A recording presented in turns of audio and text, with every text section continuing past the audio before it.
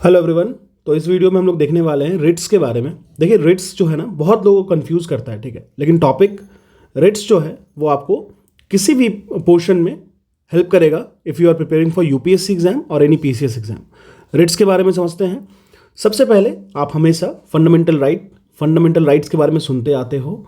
Fundamental rights जो provide किया गया हमारे इंडियन कॉन्स्टिट्यूशन के द्वारा और हमें बहुत मदद भी करता है हर जगह हर पॉइंट पे। लेकिन आखिर कौन एश्योर करेगा कि आपकी फंडामेंटल राइट जो है ना वो वायलेट नहीं हुई है, ठीक है ना। आपकी जो फंडामेंटल राइट है वो वायलेट नहीं हुई है, उसको कौन एश्योर करेगा। बेसिकली जो सुप्रीम कोर्ट ऑफ इंडिया होता है वो डिफेंडर होता है हमारे फंडामेंटल राइट्स का। हमारे जो भी सिटीजन्स हैं इंडिया के, उनके फंडामेंटल राइट का जो डिफेंडर होता है वो सुप्रीम कोर्ट ऑफ इंडिया होता है। जैसे उनके पास अगर हम लोग बात करें तो बेसिक एक रिटन ऑर्डर होता है, ठीक है ना। एक रिटन ऑर्डर होता है जो सुप्रीम कोर्ट और हाई कोर्ट कमांड करते हैं कॉन्स्टिट्यूशनल रेमेडीज के लिए इंडियन सिटीजन्स को against their fundamental rights violation. मतलब अगर उनका फंडामेंटल राइट वायलेट होता है तो रिट्स एक पिटारा है। रिट्स क्या है? पिटारा है। उसको यूज़ करते हैं, उसको एक रिटन ऑर्डर में लिखते हैं या पास करते हैं। किनके द्वारा होता है? फ्रॉम सुप्रीम कोर्ट या फिर हाई कोर्ट के कमांड से। एक कॉन्स्टिट्यूशनल रेमेडीज़ है, एक आप कह सकते हो एक मेडिसिन है कि आपके फंडामेंटल राइट जो वायलेट हो रहे हैं उसको प्रोटेक्ट करने के लिए, ठीक है। अगर हम लोग आर्टिकल 32 की बात करें हमारे इंडियन कॉन्स्टिट्यूशन की, तो वो डील करते हैं कॉन्स्टिट्यूशनल रेमेडीज़ कि कोई भी इंडियन सिटीजन जो ईजिली सीख कर सकता है कि सुप्रीम कोर्ट ऑफ इंडिया से या फिर हाई कोर्ट से जब उसका फंडामेंटल राइट वायलेट होगा तो, ठीक है ना। तो सुप्रीम कोर्ट जो होगा उसके पास एक पावर होगी कि वो इश्यू करे रिट्स, ठीक है ना। रिट्स इश्यू क्यों किया जाएगा? रिट्स इश्यू इसलिए किया जाएगा कि इन्फोर्स करना होगा राइट्स को कहाँ पे उसकी जो भी एप्लीकेंट हैं उनके फंडामेंटल राइट की वायलेशन कैसे हुई है, ठीक है ना। और अगर हम लोग बात करें fundamental basic system of writs की, तो 5 तरीके का रिट्स होता है। एक होता है हैबेस कॉर्पस, ठीक है, फिर quo warranto, then prohibition, then certiorari, then mandamus, ठीक है। इस पांचों को एक एक करके एकदम इजी लैंग्वेज में हम लोग समझेंगे, बहुत ही आसान लैंग्वेज में। कोई भी हैवॉक नहीं क्रिएट करना है, ठीक है। हमें इंडियन कॉन्स्टिट्यूशन को नहीं पढ़ना है, हमें इन चीज़ों को चुटकियों में आसान करना है। हम समझते हैं, हमारा काम ही है सिंप्लीफिकेशन का। Habeas corpus, quo warranto, prohibition, certiorari and mandamus, ठीक है ना। हो सकता है मेरी प्रोनाउंसिएशन इधर उधर हो, लेकिन ठीक है, मैं टॉपिक को समझा दूंगा आपको। सबसे पहले हम लोग बात करेंगे अपने पहले रिट्स हैबेस से पहले रिट्स हैबेस कॉर्पस के बारे में। हैबेस कॉर्पस की अगर बात करें तो इसका लैटिन मीनिंग क्या होता है? मतलब टू हैव द बॉडी। आपको ये कीवर्ड ध्यान रखना है, आपको बहुत सिंप्लीफाई कर देगा चीज़ों को। To have the body basically जो रिट होता है उसको हम लोग यूज़ करते हैं to enforce the fundamental right. अब यहाँ पे जो फंडामेंटल राइट ब्रीच हो रहा है वो क्या हो रहा है? अनलॉफुल डिटेंशन के केस में हमें किसी इंडिविजुअल की लिबर्टी के अगेंस्ट, ठीक है ना, जो अनलॉफुल डिटेंशन हुआ है उसके अगेंस्ट ये काम होगा, ठीक है ना। तो बेसिकली हैबेस कॉर्पस की बात करेंगे तो इसका लैटिन मीनिंग है to have the body. Habeas corpus एक लैटिन वर्ड है जिसमें हम लोग जो फंडामेंटल राइट किसी इंडिविजुअल के लिबर्टी का वायलेट हो रहा है अनलॉफुल डिटेंशन से, उस पर काम करते हैं। अगर हम लोग हैबेस कॉर्पस की बात करें, सुप्रीम हो या हाई कोर्ट हो, कोई भी पर्सन जो अरेस्ट हुआ है, ठीक है ना, उसको कोर्ट के सामने आपको पेश करना पड़ेगा, ठीक है। तो सुप्रीम कोर्ट या फिर हाई कोर्ट ये इशू कर सकते हैं इस रेट को किसी भी बॉडी के सामने, या फिर वो प्राइवेट बॉडी हो या पब्लिक अथॉरिटीज़ हो। हैबेस कॉर्पस की बात कर लें, ये आपको कुछ केसेस में आप इसको इश्यू नहीं कर सकते हो, जैसे कोई डिटेंशन लॉफुल है, ठीक है ना, या फिर कोई प्रोसीडिंग चल रहा है कंटेम्प्ट ऑफ लेजिस्लेचर या कंटेम्प्ट ऑफ कोर्ट पे चल रहा है, तो आप हैबेस कॉर्पस नहीं ला सकते हो। या फिर कोई कंपिटेंट कोर्ट अगर इसको अरेस्ट कर रखा है, डिटेंशन वाला केस है, तब भी आप नहीं ला सकते हो हैबेस कॉर्पस।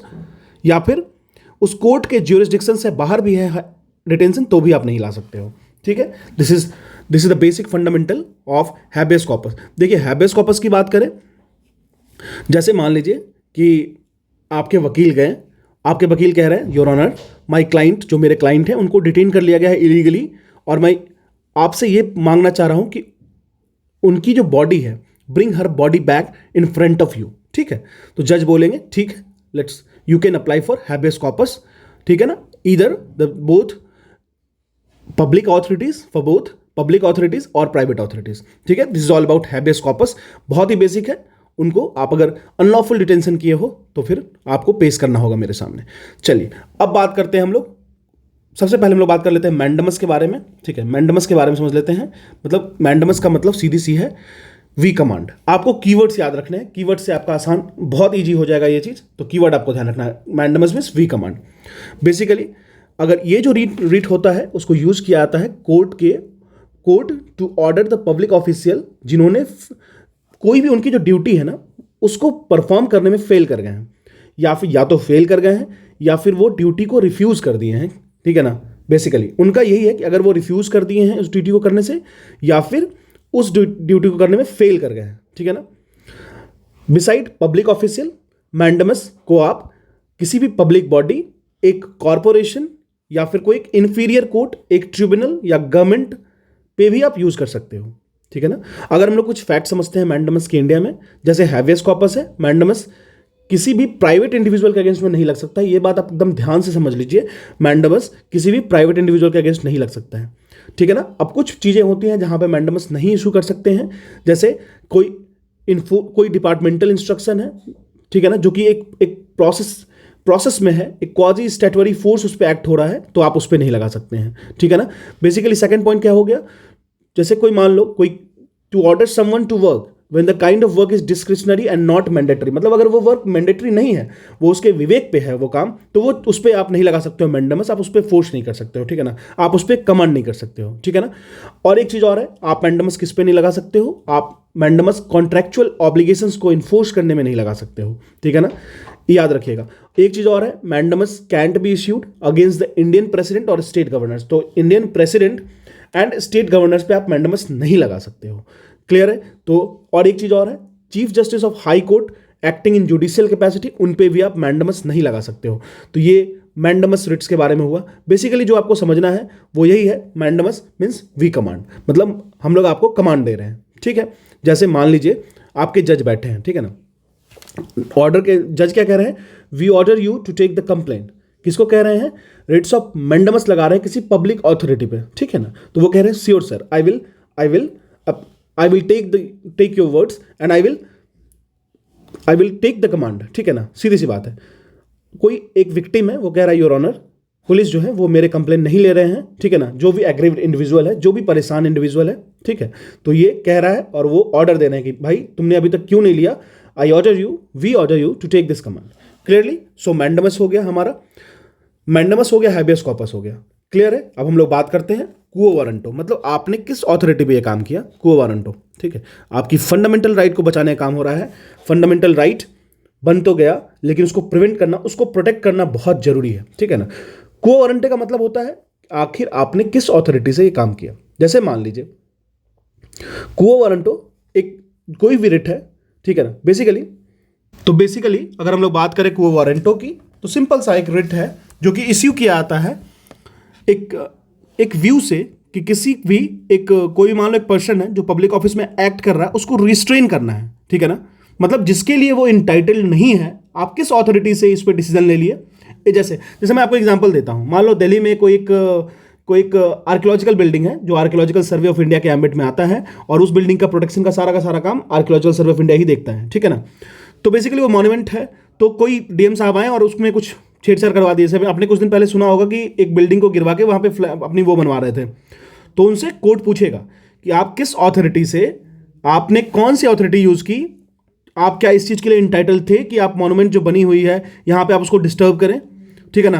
तो जो ये रिट है वो बेसिकली इश्यू किया जाता है एक व्यू से, जिसमें आप रिस्ट्रेन कीजिएगा एक पर्सन को कि आप जो एक्ट कर रहे हो पब्लिक ऑफिस में, इस पर्टिकुलर एंगल से, तो आप जिसके लिए इंटाइटल नहीं हो, ही और शी इज नॉट इंटाइटल, तो फिर आप कैसे कर रहे हो, ठीक है ना। तो पब्लिक ऑफिस को रिट ऑफ क्वो वारंटो जो कोर्ट होगी वो पास करेगी कि by what authority you are holding this office, you are doing this activity for this office, ठीक है ना। तो बेसिकली ये जो रिट होता है वो रिक्वायर्ड होता है उस कंसर्न पर्सन के लिए कि आप उसको एक्सप्लेन करो, आप कोर्ट को एक्सप्लेन करो कि आपके पास क्या अथॉरिटी है उस ऑफिस को होल्ड करने का जो आपके लिए फंक्शनल नहीं था, ठीक है। जैसे मान लीजिए, आपको मैं एग्जांपल देता हूं, जैसे मान लीजिए आप अपनी गर्लफ्रेंड के साथ कहीं गए हो और कोई पुलिस वाला आके आपको परेशान कर रहा है। ऐसा होता है, इंडिया में बहुत कॉमन है ये। तो उनके पास ना कोई अथॉरिटी नहीं है कि वो आपको परेशान करें, ठीक है ना। आप 18+ हो, दैट्स ओके फॉर देम, और सीधी सी बात है उसमें आपको वो परेशान नहीं कर सकते हैं, लेकिन फिर भी वो परेशान करते हैं। वो बोलते हैं कि आपका अपना फ़ोन दिखाओ, अपनी माँ का या पिताजी का नंबर दो, ये करो वो करो। ऐसे बहुत सारे मिलियंस ऑफ केसेस हैं इंडिया में। तो वहाँ पे ना आप क्वो वारंटो यूज़ कर सकते हो। देखो सीधी सी बात है, उनके पास कोई अथॉरिटी है नहीं ये करने का, फिर भी वो इसको कर रहे हैं। ऐसा क्यों होता है? ऐसा नहीं होना चाहिए, ठीक है ना। तो क्वो वारंटो जो होता है आप ऐसे समय में ऐसे ऑफिशियल्स के लिए यूज कर सकते हो। दूसरा केस मैं आपको बताता हूं कि कभी कभी आप देखोगे कि कोई भी बंदा रोड साइड खड़ा है विदाउट ड्रेस और वो बोलेगा चालान कटेगा आपका, तो वहां पे भी क्वो वारंटो होता है। हो सकता है वो कोई ऑफिसर हो सकता हो, इट डजंट मैटर, लेकिन आपके पास क्या अथॉरिटी है ये चालान काटने का? क्या आपके पास ये अथॉरिटी है तो वो आप मुझे प्रूफ दिखाओ, ठीक है। तो क्वो वारंटो वैसे ऑफिशियल्स पे लगेगा, वैसे लोगों पे लगेगा जो इस तरीके की प्रैक्टिस को आराम से इजीली परफॉर्म करते हैं, ठीक है ना। चलिए एक चीज और, क्वो वारंटो जो होता है वो आपको इशू हो सकता है जब कोई सब्टेंटिव पब्लिक ऑफिस हो, किसी परमानेंट कैरेक्टर का, जो बेसिकली जो कॉन्स्टिट्यूशन में तो है, वो उनकी जो ड्यूटी है वो कॉन्स्टिट्यूशन में इन्वॉल्व है, लेकिन वो कर क्या रहे हैं, वैसे अपने जो उनकी ज्यूरिसडिक्शन है उससे हट के काम करने की कोशिश कर रहे हैं, ठीक है। तो एकदम ध्यान रखना इस चीज़ को, ठीक है। और एक चीज़ और है, जब हम लोग क्वो वारंटी की बात करें तो ये कभी भी किसी भी प्राइवेट और मिनिस्टीरियल ऑफिस पे नहीं लगता है। That is it cantt be issued against private और मिनिस्टीरियल ऑफिस, ठीक है ना। तो ये रेट को याद रखिएगा, बहुत इंपॉर्टेंट रेट था। अब हम लोग मूव करते हैं अपने नए रेट की तरफ, और नया रेट है हमारा क्या, प्रोहिबिशन, ठीक है। प्रोहिबिशन और सर्चियोरिटी पढ़ते हैं, फिर हमारा ये टॉपिक इशू एंड होगा। अब बात करते हैं हमारे अगले रेट्स की तरफ, वो है आपको प्रोहिबिशन। चलिए प्रोहिबिशन के बारे में बात करते हैं। प्रोहिबिशन को अगर हम लोग शॉर्ट टर्म में समझे तो इसका मतलब होता है टू फॉरबिड। बेसिकली देखिए ये जो रेट्स है ना वो इशू किया आता है हायर कोर्ट के द्वारा, वो रोकेगा लोअर कोर्ट्स को, लोअर ट्रिब्यूनल को उनके ज्यूरिडिक्शन से अगर वो आगे निकल के काम कर रहे हैं तो ये कोर्ट्स के द्वारा कोर्ट्स पे एक रिट है, समझ रहे हो आप। ये इशू किया आता है हायर कोर्ट के द्वारा लोअर कोर्ट्स या लोअर ट्रिब्यूनल्स को रोकने के लिए कि आप अपने ज्यूरिडिक्शन से बाहर जाके काम मत करो। जैसे मान लो लोअर कोर्ट है, वो कह रहा है किसी को कि आपके सारे आर्ग्यूमेंट्स को सुनने के बाद वो बीच में अटक गया, हायर कोर्ट बोलता है, अब बेसिकली प्रोहिबिशन के रिट को लगाया गया तो हायर कोर्ट बोलता है hey lower court we forbid you from deciding anything on this matter. मतलब आपके ज्यूरिडिक्शन से बाहर आप जा रहे हो, ठीक है ना, ये आपका ज्यूरिडिक्शन नहीं है, ठीक है, इसमें आप नहीं बोल सकते हो, ठीक है ना। तो रिट और प्रोहिबिशन की बात कर ले तो ये किसके लिए अवेलेबल नहीं है, एडमिनिस्ट्रेटिव एंड लेजिस्लेटिव बॉडीज के लिए ये अवेलेबल नहीं है। याद रखिएगा, रिट्स ऑफ प्रोहिबिशन की बात करेंगे तो एडमिनिस्ट्रेटिव और लेजिस्लेटिव बॉडीज के लिए अवेलेबल नहीं है, प्राइवेट इंडिविजुअल या किसी ऑर्गेनाइजेशन के लिए भी ये अवेलेबल नहीं है। ये हमारा हो गया रिट्स ऑफ प्रोहिबिशन, ठीक है। अब हम लोग बात करते हैं अपने आखिरी रिट्स के बारे में, सर्टियोरारी। जो पढ़ना है आपको पढ़िए, मैं इसको सर्टियोरारी पढ़ता हूं, मतलब टू बी सर्टिफाइड, ठीक है ना। बेसिकली ये हायर कोर्ट के द्वारा लगाया जाता है, किसी छोटे या इंफीरियर कोर्ट कह लीजिए, इंफीरियर कहना सही नहीं है, लोअर कोर्ट्स के लिए या फिर ट्रिब्यूनल्स पे लगाया जाता है, ठीक है ना। इसमें कहता है देखो भाई आप जो अभी तक संभाल रहे हो संभाल लिया, अच्छी बात है, लेकिन अब जो आपके पास ये मुद्दा आया ना वो मेरे पर ट्रांसफर कर दो। अब आप रुक जाओ, अब आप थक गए हो, मतलब समझ रहे हो। मतलब जैसे मान लो कि लोअर कोर्ट जो है वो किसी बंदे को लाइफ टाइम इम्प्रिजनमेंट दे दिया, चलो लाइफ टाइम इम्प्रिजनमेंट दे दिया, तो बंदा कह रहा है अरे यार मैं तो गया। लेकिन अगर वो रिट सर्टियोरारी अगर लगाता है तो क्या होगा, हायर कोर्ट क्या कहेगा, बोलेगा lower court we want this case to be transferred on us, मतलब हम चाहते हैं कि आप इस केस को मेरे पे ट्रांसफर कर दो। क्लियर है। अगर हम लोग रिट ऑफ सर्टियोरारी की बात करते हैं तो वो किस ग्राउंड पे, ठीक है ना, लगता है, तो देखिए जब भी ज्यूरिडिक्शन एक्सेस हो जाए या तो ज़्यादा एक्सेस ज्यूरिडिक्शन हो जाए या फिर कम लैक ऑफ ज्यूरिडिक्शन हो जाए, ठीक है ना, या फिर कोई भी लॉ की एरर हो जाए, ठीक है ना, मतलब वो ढंग से समझ नहीं पा रहे हैं लॉ को और वो इंटरप्रेट कर रहे हैं, इंटरप्रिटेशन ही तो है कॉन्स्टिट्यूशन में, है ना, समझ रहे हो आप बात को। तो ये हमारा हो गया mandamus, habeas corpus, quo warranto. उसके बाद हम लोग प्रोहिबिशन एंड सर्टियोरारी। अब देखिए प्रोहिबिशन और सर्टियोरारी में अगर बेसिक डिफरेंस को समझते हैं ना, तो प्रोहिबिशन क्या करता है ना, वो पहले ही रोक देगा लोअर कोर्ट्स को, और सर्टियोरारी जो है वो डिसीजन लेने के बाद भी उसको ट्रांसफर करवा सकता है, उसमें कोई इशू नहीं आएगा, ठीक है। अब अगर हम लोग कुछ सर्टियोरारी की बात समझे तो बेसिकली जो रिट्स ऑफ सर्टियोरारी है वो जुडिशियल और क्वाजी जुडिशियल अथॉरिटीज़ पे यूज़ करते थे, एडमिनिस्ट्रेटिव अथॉरिटी पे यूज़ नहीं करते हैं, ये ध्यान रखिएगा। ये हम लोग कब की बात कर रहे हैं, 1991 के बाद से ये नियम बना कि आप यूज़ कर सकते हो जुडिशियल और क्वाजी जुडिशियल बॉडीज़ पे, अथॉरिटीज़ पे, लेकिन किसी एडमिनिस्ट्रेटिव अथॉरिटीज़ पे आप नहीं लगा सकते हो ये, ठीक है ना। प्री 1991 की बात कर रहा हूँ मैं। पोस्ट 1991 की बात करूँ तो सुप्रीम कोर्ट ने रूल्ड आउट कर दिया था सर्टियोरारी को कि आप उसको यूज़ कर सकते हो अगेंस्ट एडमिनिस्ट्रेटिव अथॉरिटी अफेक्टिंग जो किसी भी इंडिविजुअल राइट्स को अफेक्ट कर रहे हैं उस पर भी लगा सकते हो। प्री एंड पोस्ट 1991 अगर आप ध्यान रखें तो भी कोई बात नहीं है, लेकिन चलेगा। साथ साथ में आपको ये भी याद होना चाहिए कि ये आप इशू नहीं कर सकते हो लेजिस्लेटिव बॉडी पे और किसी प्राइवेट इंडिविजुअल पे, ठीक है। तो ये हो गया हमारा Ritz, हैबेस corpus, quo warranto, prohibition, सर्चियोरिटी और मैंडेमस, ठीक है ना। तो आपको अगर ये टॉपिक समझ में आई होगी तो अच्छी बात है, और अगर आपको ऐसी टॉपिक्स और चाहिए तो you can comment in the comment section. Thank you.